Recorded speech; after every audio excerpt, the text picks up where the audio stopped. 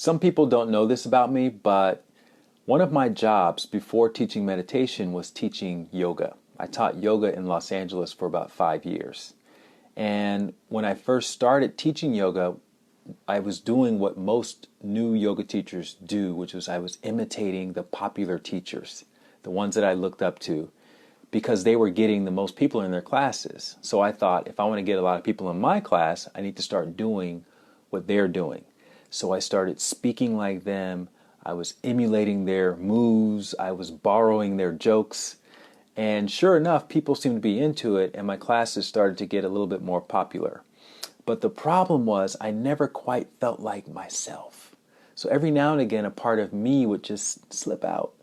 And I would do something that was against the grain, and people wouldn't come back to my classes. So I would go back and stick to the script and keep up the whole charade by emulating the other teachers. Then I heard a mentor of mine say something very profound that resonated with me. She said her teacher once told her that, like all teachers, she had to go through her own process of finding her voice, her teaching voice. And the only way to do that would be to stop emulating and parroting the other teachers and to force yourself to speak from your own perspective.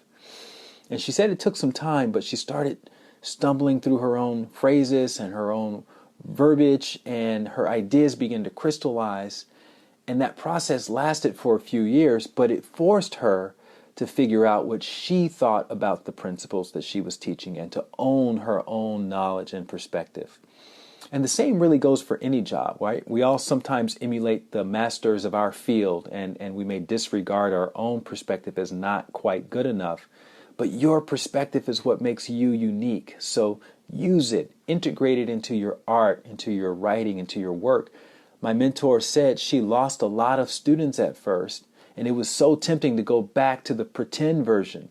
But she decided to commit to teaching from her perspective. And sure enough, after a while, the people who resonated with her perspective began to flock to her classes.